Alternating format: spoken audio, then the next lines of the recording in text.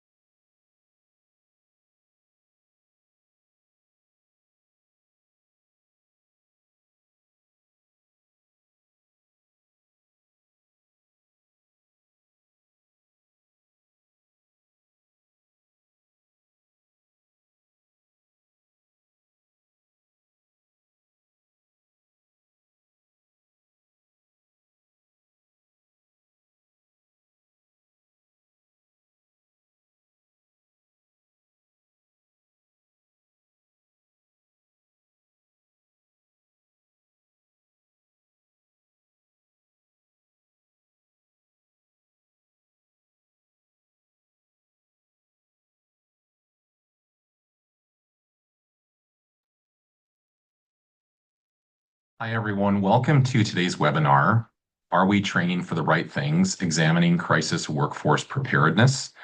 My name is Travis Atkinson, and I am the Training and Education Committee Chair for the Crisis Residential Association. It's a pleasure to be here with you today.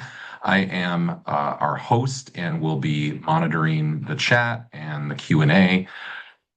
If you have any questions, feel free to ask them throughout the webinar, and our presenter will be happy to take those. A few other housekeeping items. The webinar recording and slides will be made available immediately for our members and will be made available next month for non-members. So if you would like immediate access to these materials, please make sure to become a member of CRA if you aren't already. Also, Ariellah will be sharing some resources which we will put into the chat. And there is a survey that we will send out at the end. We would love your feedback. It's very simple, 4 questions about how your experience was, and then what you would like to hear in future webinars. So with that, I would like to introduce our presenter for today, Ariellah Goldbloom. Ariellah is a connector at heart, bringing together people, systems, and the small moments that determine whether someone feels seen and supported. Crisis response leader and speaker, she builds programs and teams that show up when it matters most. As director, Ariellah leads a crisis response program serving Chicago's South Side and a linkage team supporting high utilizers across Cook County. She is known for bringing people together, noticing what systems miss, and creating movement where others stall. Her work challenges traditional approaches to crisis care by centering real-world decision-making, relational practice, and workforce readiness. Ariellah, welcome and take it away. Thank you, Travis. I think if everyone says that introduction every time I walk into a room, that would just be amazing, right? But welcome everyone. I'm so happy you joined. Thank you so much. I am definitely a talker, so any platform that I have to talk about crisis is always welcome. My family and friends have definitely had enough of me, so I get 32, it looks like, of you for an hour. This is amazing. I'm going to go ahead and share my screen. I love talking, I love feedback, I love people interrupting me and asking questions. Do not be afraid to just unmute, talk right over me. I'll stop, we can have a little chat. I love discussion, I love questions, and I especially love people arguing with any points I make. This is not just my webinar, this is a webinar for everyone, and I want us to learn together. Let me go ahead and share my screen and we are going to get into it.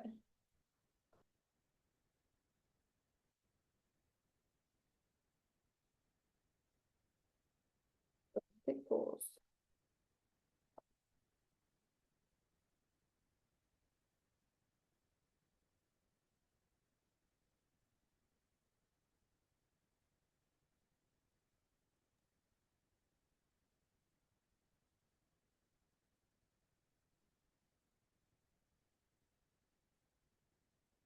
Work now. Thank you.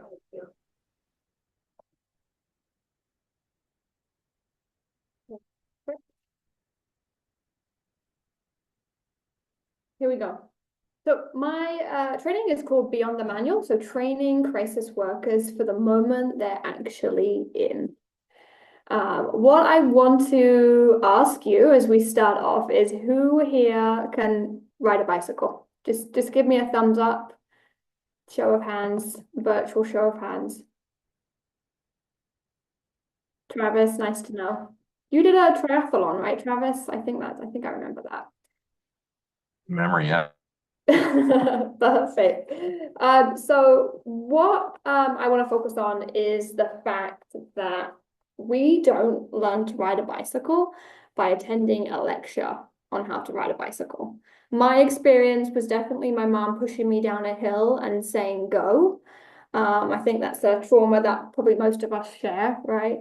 But imagine if that was the training plan. We bring you into a conference room, we give you a PowerPoint about bicycles, balance is defined, we review a bicycle safety policy, we all love those, right? And then you take a quiz.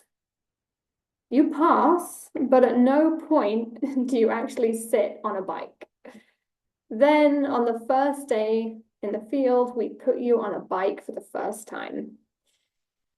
In traffic, bike is on fire and you're being chased by a bear, right? I think that's a ridiculous way to learn a physical skill.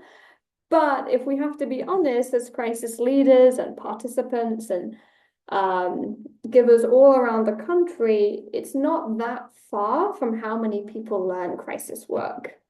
We give people policies, we give them procedures, we give them modules, and maybe a shadowing shift if the staffing gods are feeling generous. And then eventually, our staff are the only people in the room. They're in a home, they're in a sidewalk, a train station, and they're with a real person, right? Who's scared and overwhelmed and completely done with every system that's tried to help them. that gap between knowing how to ride a bike and practicing how to ride a bike is the gap I want to talk about today. Being informed matters. I'm not anti-policy. I'm not anti-documentation, although that would definitely make my life easier. I'm not an anti-training module.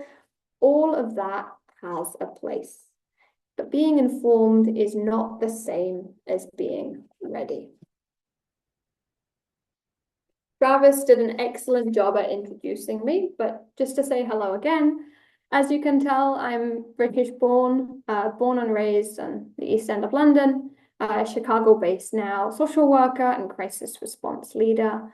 For the past several years, I've had the absolute pleasure of being a direct care staff, going into assistant team lead positions, team leads, assistant program director, and now program director of crisis response here at Thresholds. My love, aside from talking, as you can tell, is creating practical and engaging trainings for crisis professionals around the country. Outside of work, I have to mention my chickens. I absolutely love urban farming, picking up a multitude of hobbies, and definitely the occasional adrenaline-fueled adventure. Talk to me on the side about what those adventures are.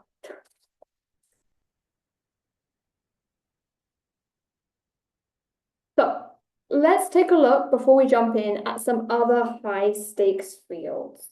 So EMTs, which you see right on the left, need classroom learning. I am an EMT. I passed my license a few years ago and I've kept it active. I occasionally take some shifts here and there. And I remember it was a long course. We learned about anatomy, medical terminology, lots of ethics. And I realized a didactic foundation matters. What I didn't stop at, though, is policies. No one assumes in EMT instruction is that classroom instruction alone makes someone ready to respond to a medical emergency. At some point, I practiced. I practiced taking vitals. I practiced CPR. I practiced very poorly lifting and moving patients safely. I practiced walking into a scene and figuring out what was happening. I didn't just practice once. I practiced with my instructor watching, who corrected, coached, and asked me to try again. Firefighters train this way too, right? They don't just read about fire behavior. They pull hoses, they climb ladders, they practice search and rescue, and they practice communicating when their bodies are under stress. Again, same for medicine. Doctors run mock codes, they practice trauma response, and they train for rare but dangerous scenarios before moments happen with real patients.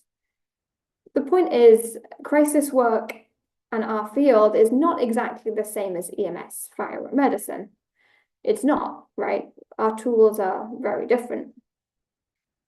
Our tools aren't stretchers, fire hoses, or medications, although I would like to look as cool as firefighters.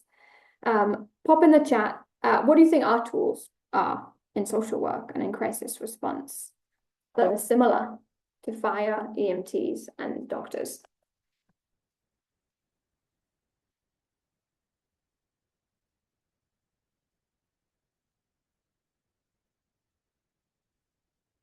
Right, so our tools are our words, our presence, our assessment skills, our documentation, and our knowledge of systems and resources.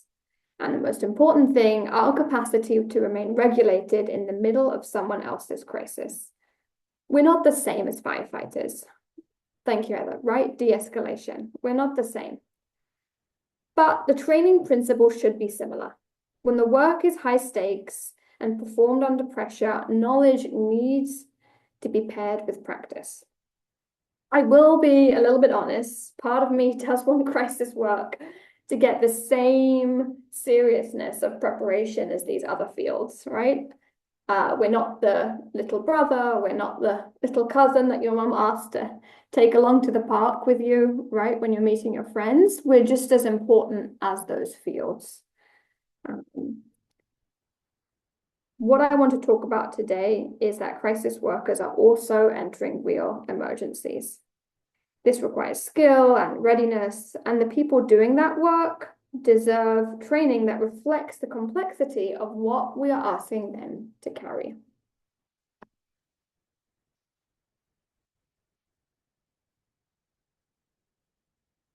Let's break down this problem.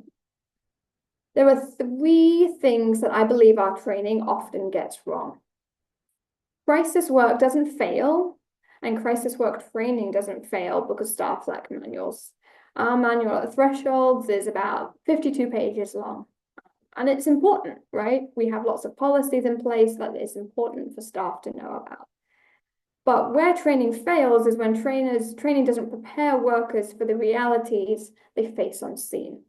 Grey decision-making, public pressure, and rapid choices with incomplete information.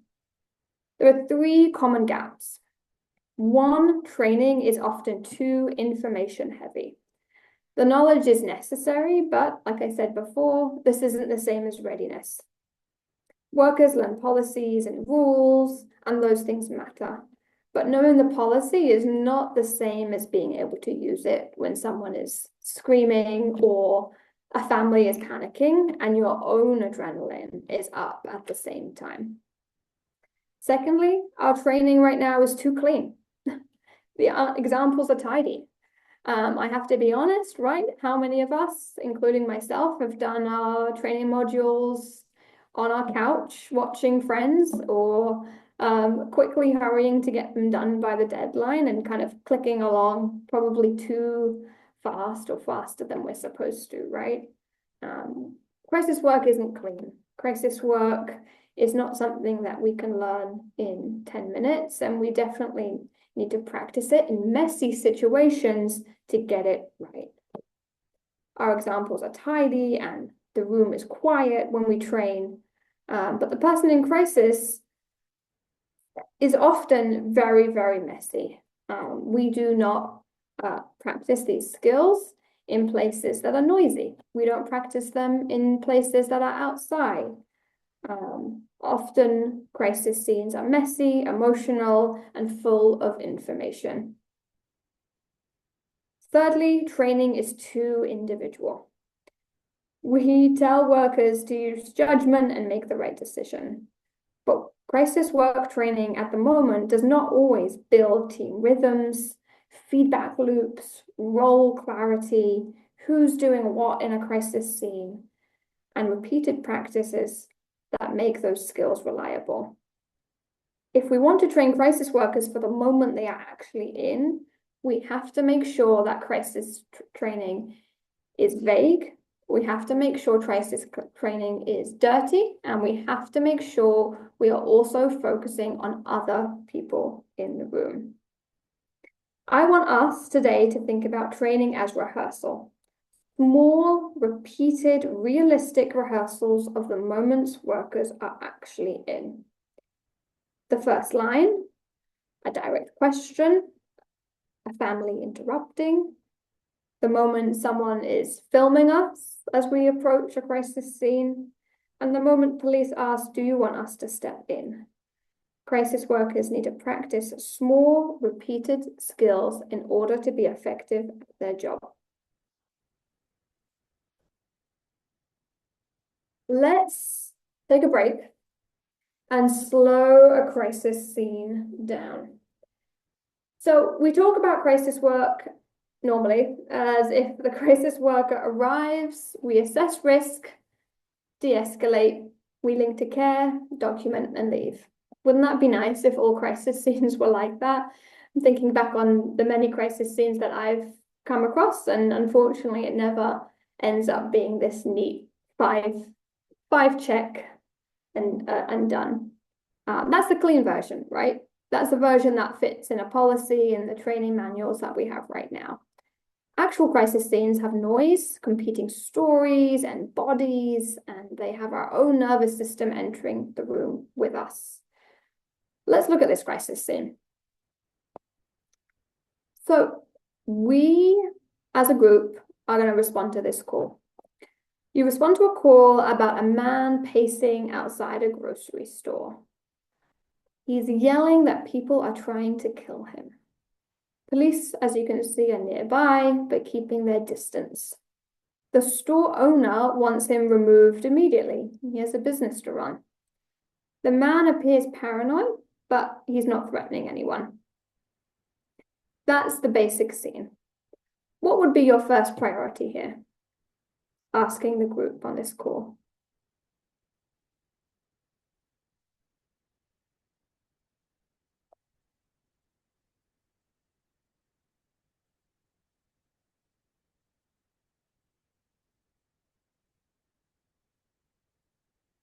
Clear others away, removing bystanders. I know, that would be hard, Lucas. You can see that man in the red shorts look very interested in what's going on. Asking the gentleman how I can help him. Thank you, Shannon. Build connection. Lucas, I'm loving these answers.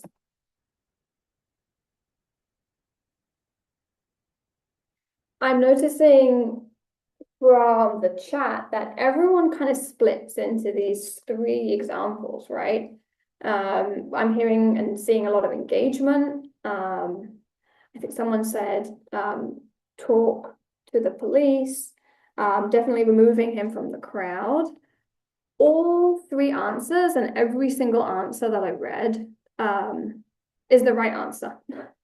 All three answers, and they could all be reasonable depending on details we don't have yet. And that's the point, right? Crisis work isn't often not one right answer versus two wrong answers. It's extremely gray. Every single option and every single opinion that I just read are normally correct and also imperfect. With information changes and a moving scene, you often have to pivot and choose a different option, one that you didn't exactly think you would do in the first place, right? We're going to add pressure now. The store owner, I'm not quite sure, let's pick a store owner. The gentleman with the watch, right? And the white sneakers. So the store owner starts yelling, "Get him out of here. I have customers." He starts moving towards the man. The police start approaching him too. Does anyone want to change their answer?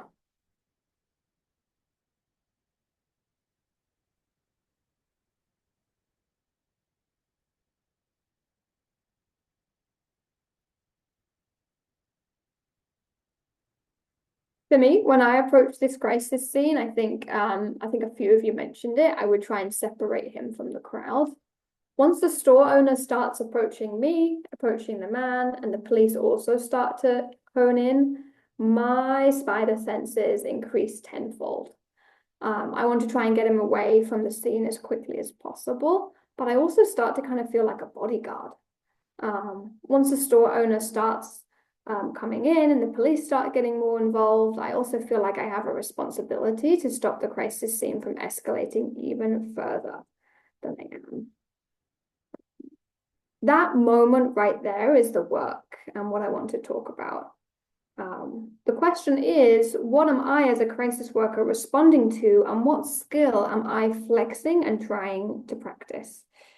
Am I responding to risk? Am I responding to urgency? Am I responding to my own discomfort with not knowing what to do yet? That's field judgment. I think as crisis leaders, the gray and field judgment is something that we tell workers to have and experience often, but field judgment is a very vague term. Field judgment is built by practicing moments where judgment is required. When we break this scene down and when we think about all the options of care that everyone put in the chat, we can see the trainable pieces. Approach. Where do I stand? How fast do I move? Can I sound calm without sounding patronizing, right? Who is the person I need to speak to? What is the opening line? What do I say before I ask for anything? What is the evidence of danger? How do I make the person not feel like a spectacle outside of this market, right? This exactly, breaking the scene down, is what I mean by training for the moment workers are actually in. Not asking them for field judgment, and definitely not asking them just to de-escalate, because de-escalation is too big of a word. What part of de-escalation, right? Is de-escalation the first line, the body position, the pause, the way we talk to the angry store owner? When we name the pieces, as we have done on the left-hand side of the screen, we can practice them.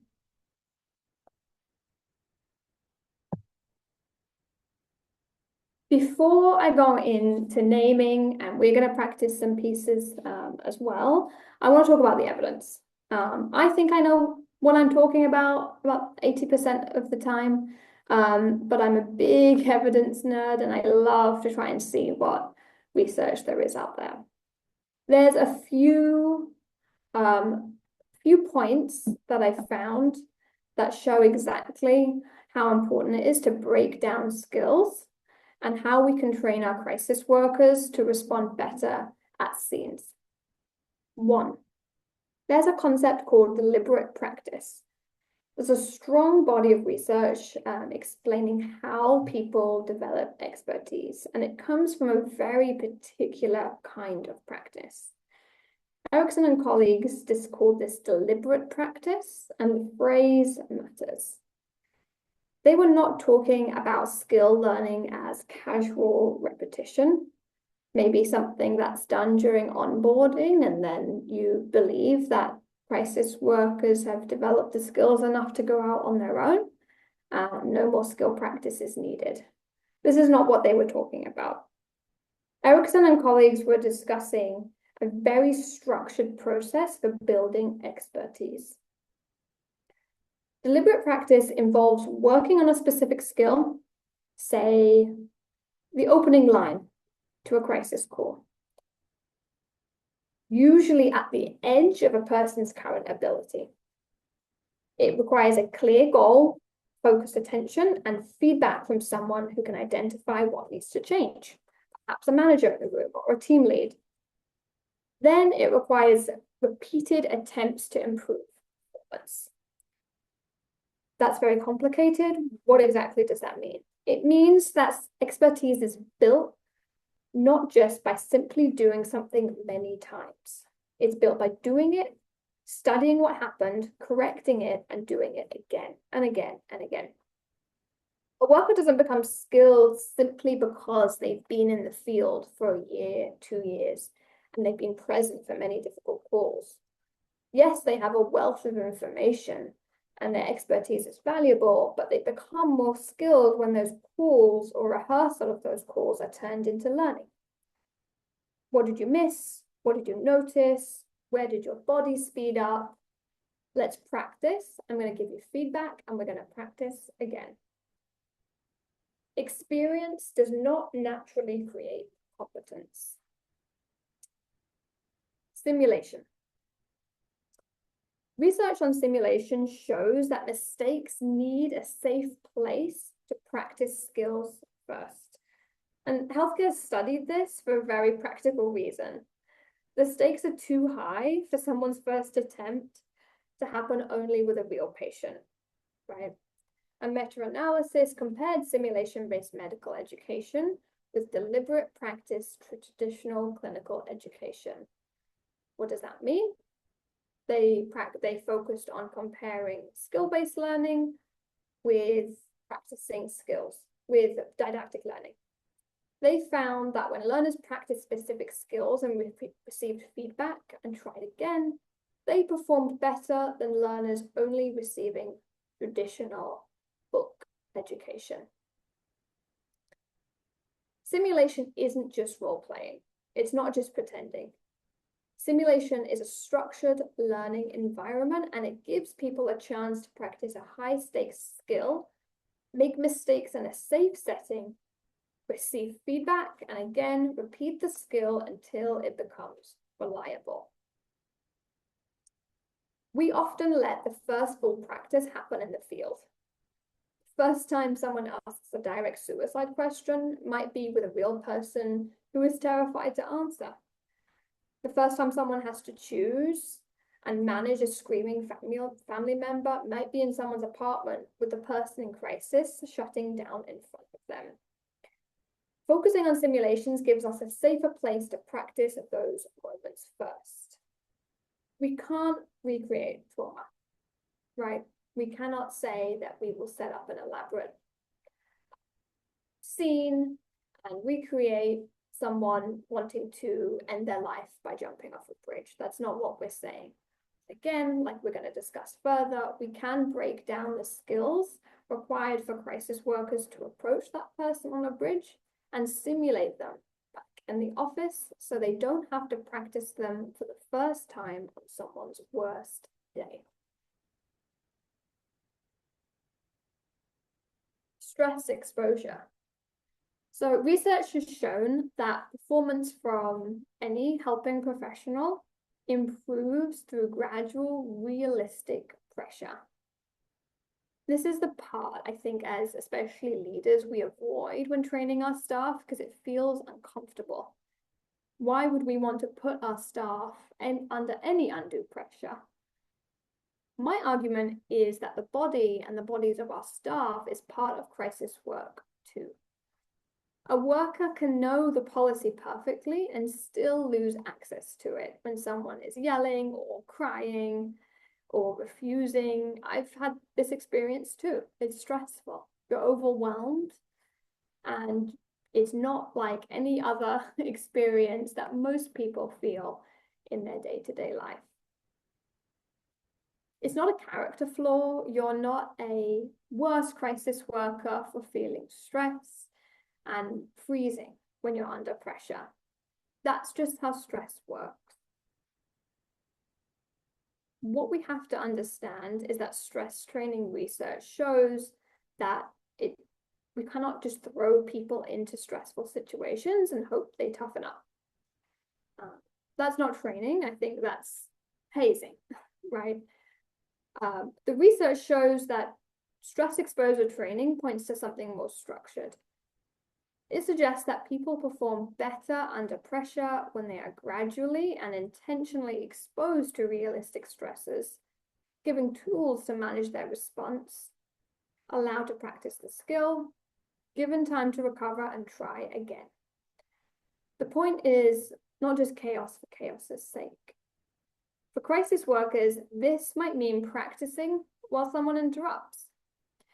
I'm going to go ahead and sit with one of my staff, have them act out a scenario and continually interrupt them. I want them to practice while the room is loud. I want them to practice, for those not in Chicago, we have something called 10 South Kedzie, which is our central place where unhoused folks come to get matched to homeless shelters. I want to go over to 10 South Kedzie and practice a few skills standing outside there. We want to practice whilst pretending a family member is demanding action. We want to practice so the worker notices what goes on in their body. Afterwards, I want to ask them, did your body speed up, right? Did you freeze? Did your hands start shaking? And that last part matters. Regulation is not something that we ask the person in crisis to do. It's something the worker has to do as well, and they have to practice it before they encounter real crisis scenarios. Stress exposure training research gives us a better principle. Don't overwhelm your staff, but don't protect training from all discomfort either. Build the pressure carefully, debrief it with them, coach it, let people recover, and let them try again. Lastly, naturalistic decision-making. Research shows that real judgment is messy. Klein, a psychologist and decision-making researcher, studied how people make decisions in real-world, high-pressure environments. He looked at fields like firefighting, military commands, and emergency responses, places where people don't have perfect information or require room to think. His work helped shape what we call naturalistic decision-making, which is a study of how people make decisions in the conditions they actually face, right? Uncertainty, time pressure, changing information. And that's why his work matters for crisis response. Crisis workers are making decisions in messy conditions. They're not handed a clean vignette with one correct answer. Someone's pacing, someone's upset, someone's screaming at them, and oftentimes it's 24 or 25-year-old staff members who are experiencing their first job in social work and can get overwhelmed. This is real-world decision-making. One of Klein's major contributions was something called the recognition primed model, which is the basic idea that experienced decision makers often don't calmly compare every possible option one by one. They read the situations, they recognize patterns and notice cues, and they draw on experiences. Then they adjust as the situation changes. If every training scenario is clean, obvious, and tidy, we are not giving crisis workers the opportunity to build up a bank of pattern recognition. We're training people to succeed in scenarios that actually don't emulate the field they're training to be in. Real crisis training has to include ambiguity on purpose.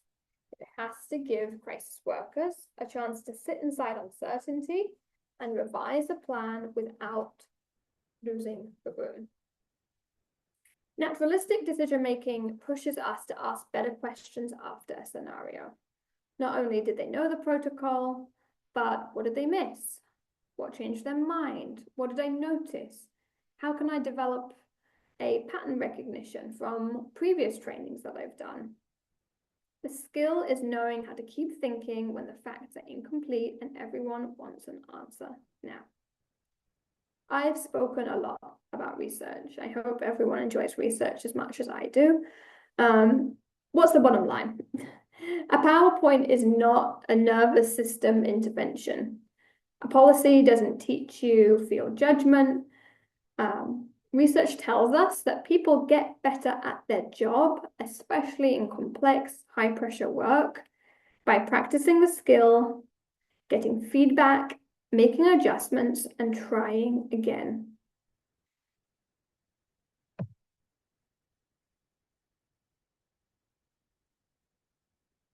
How can we break this down? There's a simple practice training formula that I like to go off. 1, we want to name the skill. 2, create the pressure. 3, practice the response. 4, debrief the thinking. And 5, which staff absolutely hate, we want to repeat it. So, Travis, go ahead and pop the attachments in the chat that I shared with you earlier. Okay. Whilst Travis does that, let's go ahead and do this as a group. Can someone please speak up or pop it in the chat? Give me a skill that crisis workers often have to flex.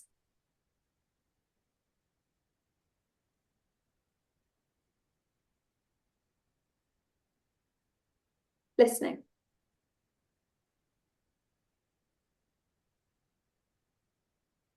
Patience. I don't like that one. I'm not very good at that one.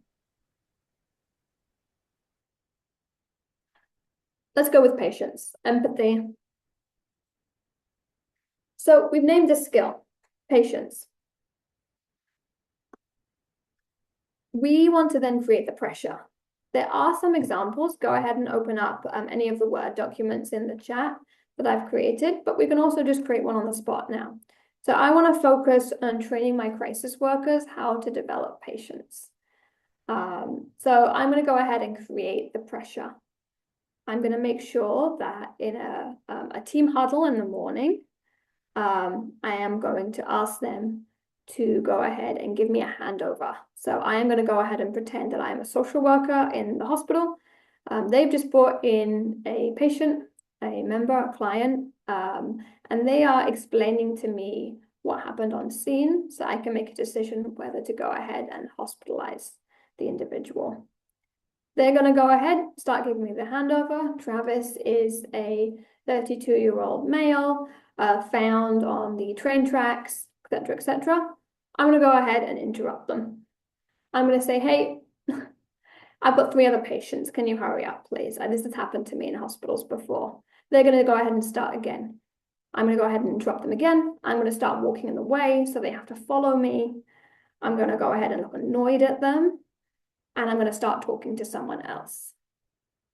This seems mundane, but what we're doing is really creating a small amount of stress for that crisis staff and creating a pressure so they can learn patience.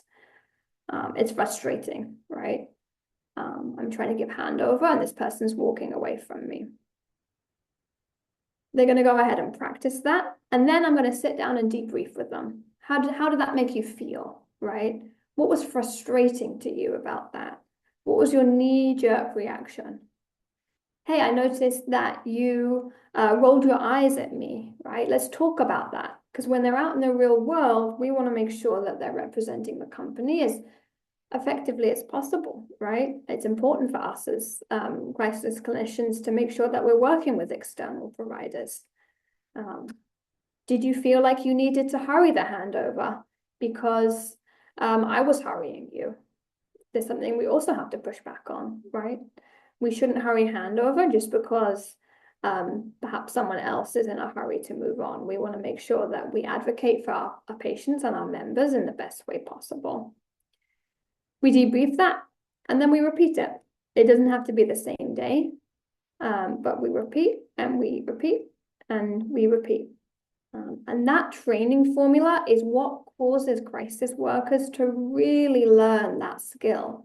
And not just patients, right? I think Brandy earlier said listening. It also creates practicing listening. It creates an opportunity to practice working with external providers.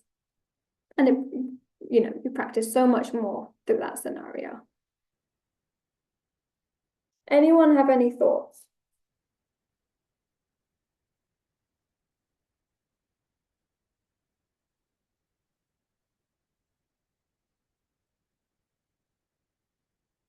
Travis was kind enough to put in the chat a few documents that we created over here at Thresholds to really operationalize what I'm talking about. There's a few different types of training ideas and concepts that we try and do here at Thresholds. Micro skill labs, realistic scenarios, peer-led learning, and structured debriefing. Micro skill labs of what I've been discussing throughout this whole training. These are breaking down skills and creating scenarios and situations for crisis workers to go ahead and practice those skills before they're out in the real world. I would love to try and practice them with one of you, Travis or Brandy. I can see you've been piping up in the chat. If we do have time at the end. But as you can see from the document, there's a good 100 listed there that you can take back to your teams and your crisis workers to try and get some of those skills out in the open and practiced. This could be something like practicing the first 30 seconds on the scene. Right? Where do I stand? What do I do with my hands? How do I introduce myself? It could mean practicing silence. Silence is one of my favorite ones. It's really uncomfortable. I don't enjoy it at all. But silence is not just a concept. We want to really, really practice it. Have a worker ask a question, for example, and then have another one sit with 10 seconds of silence. Sit for 15 or 20. Then we want to ask what happened in your body. Did you, like me, want to rescue the person in the silent moment? Did you assume that they were refusing? These micro skills are so important. And as directors and leaders and colleagues and peers, we have a responsibility to try and ensure that we practice them with workers before they get out in the field. Realistic scenarios. Realistic scenarios could look different compared to where you are in the city, in the country. But I don't think training should just be stuck in the office. Let's get outside, right? Let's get out on the streets.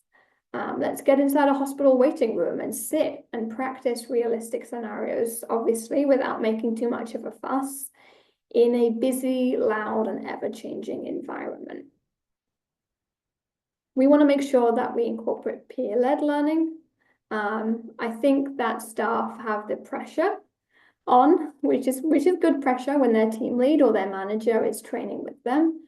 But as directors and leaders, we do not know everything, and staff should be able to feel comfortable training each other too.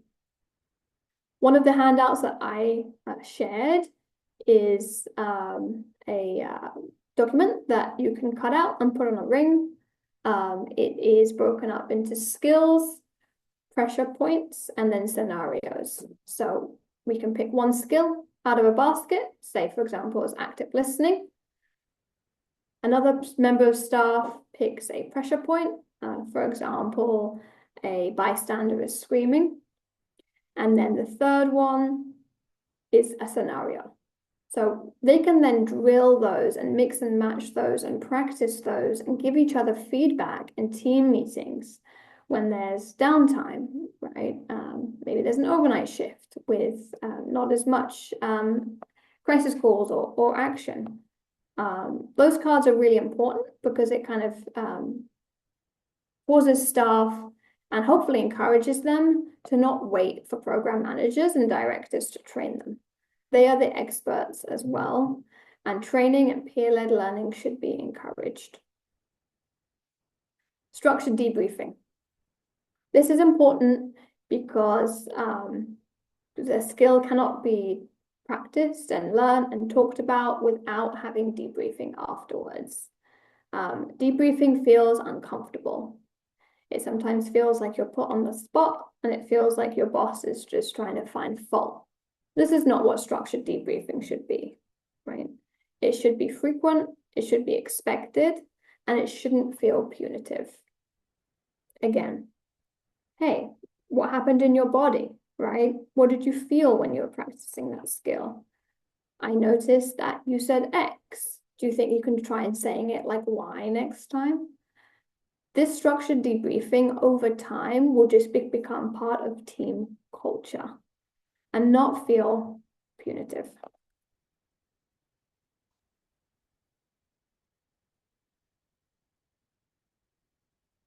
Okay, so there are a few exercises listed in the Word documents.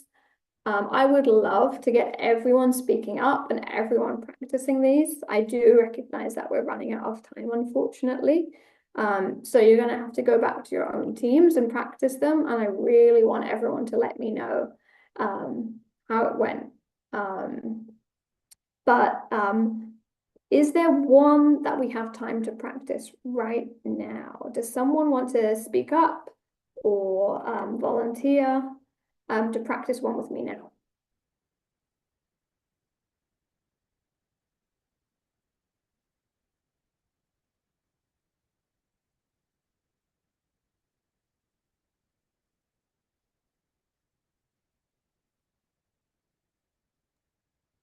Since I know some of the people who are on the call, I'm going to call out either Kathy or Beth to share an example, if you would be so willing.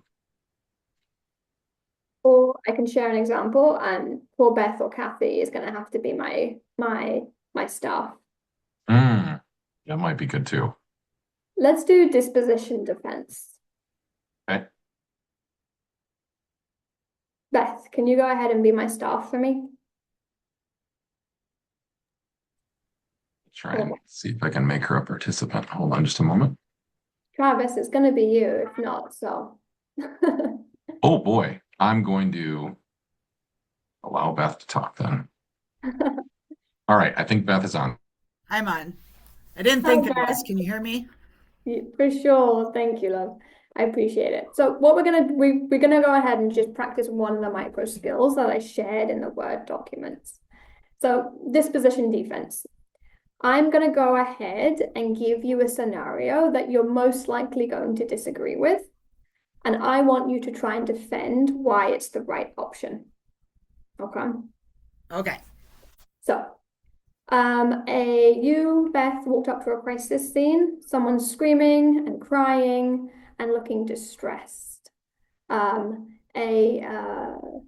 neighbor wants them off their property. You, Beth, are going to go ahead and say, okay, I'm going to take you to the hospital. I'm going to petition you, and I'm going to make sure that you are hospitalized for 3 to 7 days. Why do you think that could be the right way to go? I'm supposed to I'm supposed to support that? Yeah, isn't it Whoa. isn't You're it going way against my uncomfortable? grain. Isn't it uncomfortable? I don't know. Um, well, this is a safety issue. The person needs to go to the hospital. Otherwise, people could get hurt. Perfect. Exactly. Well, not perfect. I hate it, and I hate that I even have to say that. Thank you, Beth. Just everyone from the recording, Beth does not agree with that, right? No, digging from the depths here. Exactly. You're digging from the depths. Why is that an important skill to practice? It's an important skill to practice. And Beth, what did Beth learn from that, right? It's important to practice speaking up in public against your supervisor and disagreeing with them in a polite manner, right? We work with a lot of different outside institutions, the police, we work with hospitals, and crisis workers have to develop the skill of disagreeing politely and firmly. And sometimes we have to disagree when it's uncomfortable, just like how Beth was, right? We have to make sure that as crisis workers, we do not enter into a one-track mind. When we've been in this work for a long time, that bank of information is excellent. It helps us, but sometimes we can get kind of stuck in the mud and draw on previous cases and it kind of influences the current one. When perhaps we need to take a step back and think, is there a different option? By forcing Beth to think outside of the box and disagree with me, Beth is seeking, what have I learned, right? Why might this be a correct way to go? It's not. But that's a skill that also should be practiced. Now, there's many, many, many more interactive ones in the Word document. I wish this could be in person, where we could break up into groups and practice them. But that's just one example of a micro skill lab that forces crisis workers to flex their muscles and dig deep and think about what skills and what they're practicing. So going back to that bike, crisis workers and bicyclists shouldn't have to practice for the first time in someone else's emergency, right? We don't practice riding a bike for the first time by training with PDFs and mandatory state trainings and requirements. We practice by getting on the bike, rolling down that hill, falling off, and trying again. We have to identify the skills inside the crisis and practice them with seriousness. We practice distance, we can practice asking about suicide, we practice role clarity, and that's how we build readiness. Before we break up, I really want to hear from you. What is one skill from the packet that I provided, or just a thought that you want to bring back to your workforce after the webinar today?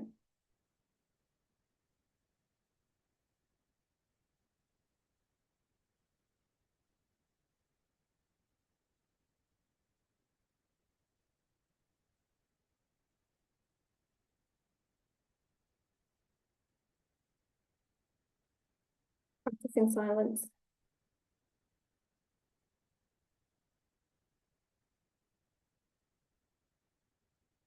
I don't like to practice silence. I need to work on that.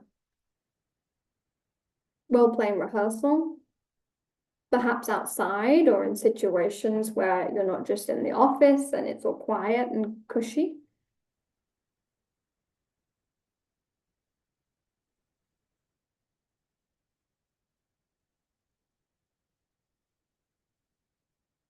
Practicing in complicated situations, perfect.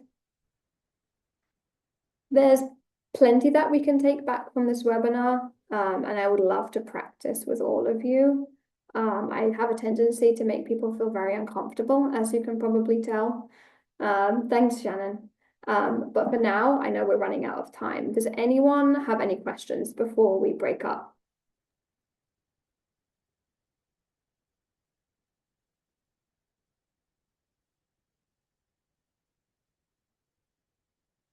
Or to use the raise hand feature or to just type your question in the chat. And while we're waiting, Ariel, I did have one question come in around the use of like secret shoppers or like surprises in your crisis services. I know this happens sometimes in psychiatric hospitals, and this has even been researched where, you know, a person will go in and feign some symptoms in order to find out how they're treated. Have you had any experiences in that? And whether you have or not, what considerations would you put in for that kind of simulation experience where you're planting someone to receive your services? It's interesting someone asked this. When I was a crisis worker, we had my coworker was very sweet, and she very, very much wanted to do a great job. We had a secret shopper call the line, and she did an amazing job with this caller. What she didn't know is, poor woman, it was actually just a supervisor in the next room calling in. And she was so proud of herself, right? She did such an amazing job. And I don't think anyone had the heart to tell her that it wasn't a real crisis client. She did a great job. We didn't end up telling her that it was a secret shopper. But mystery shoppers, I think, can be useful because they reveal the gap between policy and training and lived experience, right? A worker can feel like they know what they're doing, but until you actually practice, you know, we don't know if things still feel confusing or they struggle with a certain line or being able to safety plan with someone.